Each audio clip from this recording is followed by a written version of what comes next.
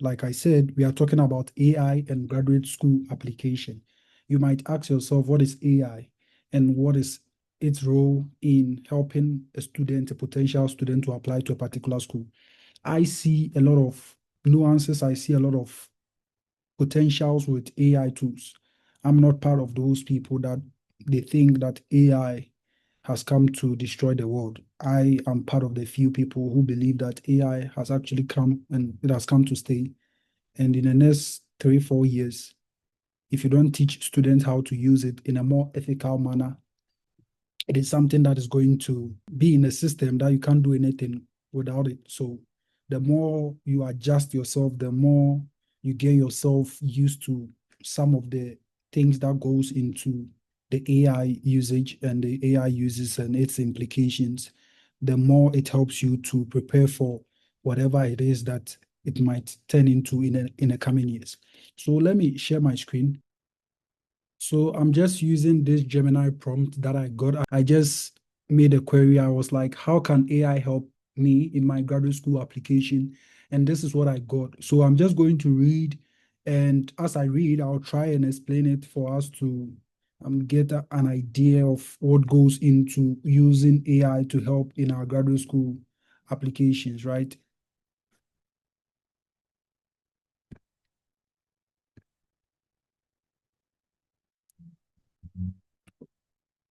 So this was what I got from Gemini. It says AI can be useful to help you with various aspects of your graduate school application, but it is important to use it wisely and ethically, right? And that is something that I said before I even started sharing my screen. So one main ways or one of the crucial ways that you can use AI is you using it as a tool. So, you using it as a tool means you are not solely dependent on it.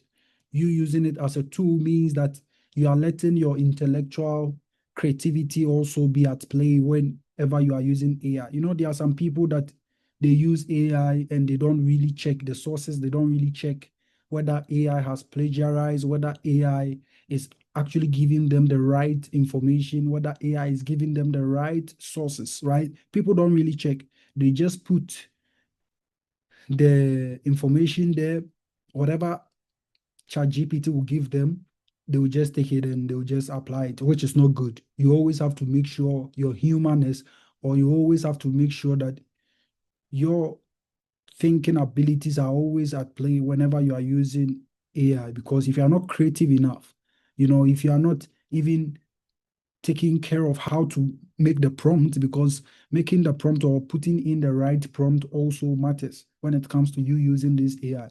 Now, the question is, why would someone use AI instead of using Google or using any search engine? First it was Wikipedia. We've come far, right? A lot of things, a lot of search engines. Now things are changing, and like I said, now is the era of AI. So why would someone use or prefer to use ChatGPT rather than using Google to search for information? ChatGPT is more direct. Once you put something there, once you ask ChatGPT a particular question, it directly gives you that information that you are looking for.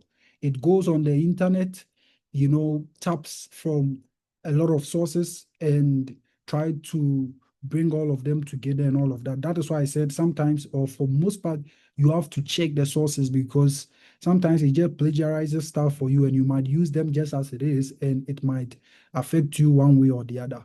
So that is one of the reasons why people use ChatGPT as compared to maybe going to use Google, because ChatGPT makes things more simpler and more easier for people as compared to other search engines that will give you tons of information that you have to start going through to find the one that best suits whatever thing you are searching for.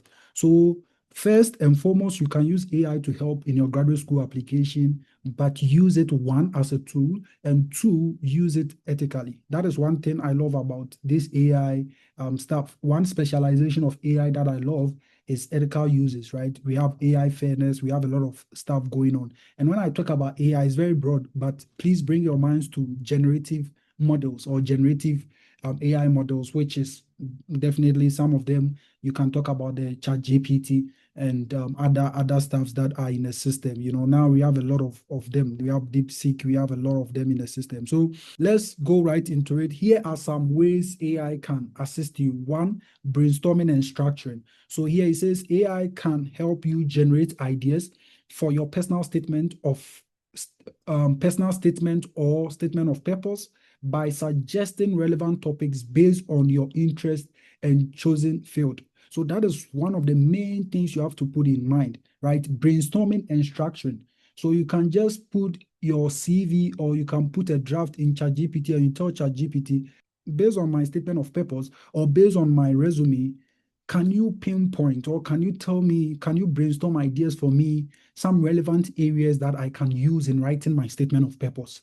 When you use it that way, it means you are really learning what goes into like the prompting stuff that I talked about. So you should use it to generate ideas.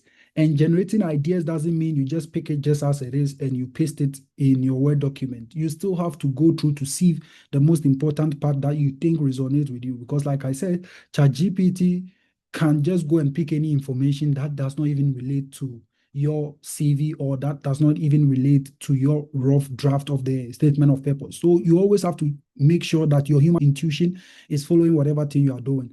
Second, under the brainstorming and structuring, it says it can help you structure your essays by suggesting different organizational approaches or outlines, which can be particularly helpful when you are feeling stuck. So that is one of the approaches. Sometimes people like us, some of us, English is not our first language. So if English is not your first language, it makes a lot of sense if you are going to use ChatGPT to help you write. If someone comes from America or someone comes from an English-speaking country, they might not really resort to the using of ChatGPT, right? And it's not even the case. Most of the people that I've encountered that native speakers of the English language or are from English-speaking countries, some of them still use ChatGPT, and it's not a sin, it's not bad, right? So there is a way you can use it when you are stuck in terms of organization. When you want organization, yesterday I was talking to you guys about how to structure your statement of purpose. First, you can use the storytelling approach, or you can use the statistics-based approach. Second, you can come and talk about your research gap, a research gap that you've identified. Third, you can come and talk about your community engagement, and also you can link it to some of the relevant courses you did, and also talk about your project or your capstone that you worked on in school. Fourth, you can come and talk about some preeminent professors that you've seen at the department that you think their research interest aligns with yours and that you would want to work with them once you are admitted into the school. Then finally, you can talk about why you chose the school or why you chose the program and what that program is going to do for you in the long term, right? This is a structure. So this is a structure that ChatGPT can help you with. This is a structure that you can prompt ChatGPT with and tell ChatGPT to help you generate some ideas under this major structure that I've just outlined. So it makes it easier. It makes it the flow and the coordination easier for anyone reading to know that, okay, one paragraph you're talking about this, the second paragraph you're talking about it. I told you yesterday, if you're talking about something in one paragraph, make sure you consume all the point, or make sure you talk about all the point in that one paragraph before you move to another paragraph. You don't want to be talking about one thing and you are not done with that thing you are talking about in one paragraph and you let it exceed into the following paragraph.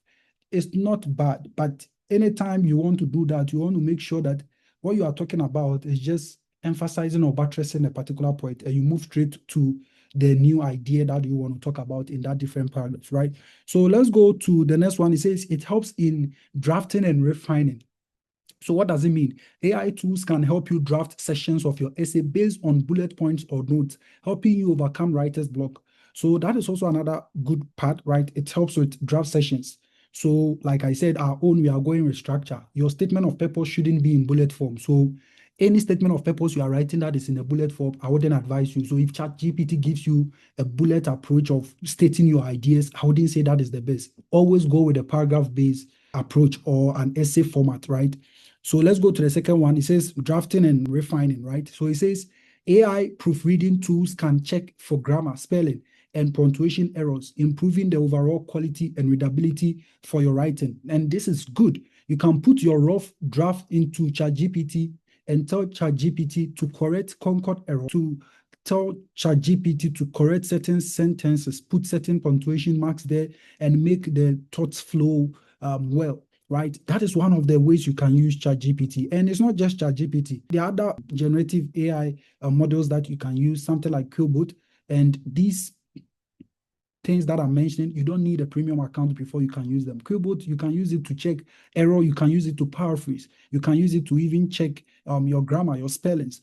And you can use it to even check whether something has been plagiarized or it has not been plagiarized. So you have to check all of that. Then the last thing under refining is some AI tools can help refine your essay by suggesting alternative phrasing or sentence structures to enhance clarity. So that is one of the prompts. You can prompt ChatGPT based on my draft. Can you help me to enhance my clarity? Can you help me to enhance my conciseness? Because some of you write a lot. And like I said yesterday, most of the schools, they will ask you to write just 500 words. They will tell you to write just 1,000 words. Most 1,000.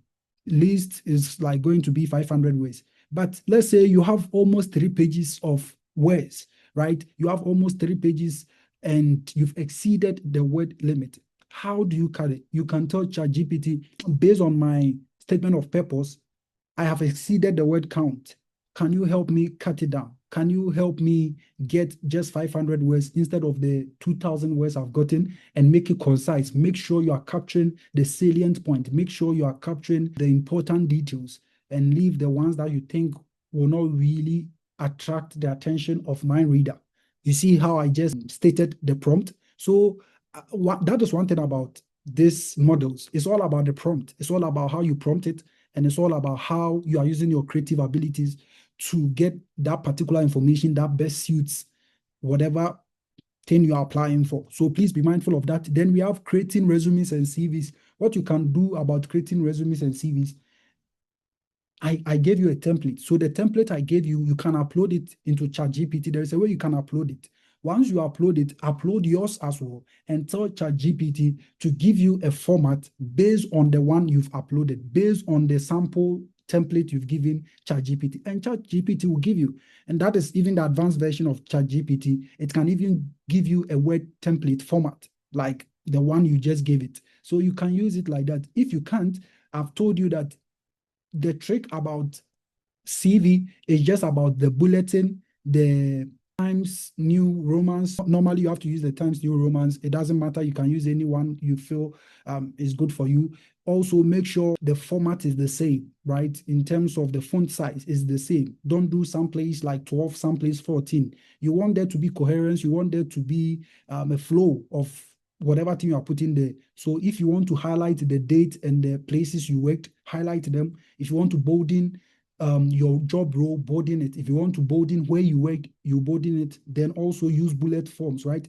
And it's all about using the lines to make the distinction and the separation so that it becomes more easier, right? So you pay attention to that as well. That is the trick when it comes to using AI to help you with your resume, right? One thing you can do, it says AI can help you draft and tailor your resume or CV for graduate admissions, highlighting leadership qualities, accomplishments, and skills relevant to the programs you are applying for. That is what I showed you guys yesterday. So I think one of the best ways you can use ChatGPT is the result-oriented kind of CV that I told you yesterday, that some of us, we don't do the show and tell. We just state them and we don't really tell the results and how what we did as a teacher or how what we did as researchers did for us, how the impact that it brought into our life. We don't normally talk about them.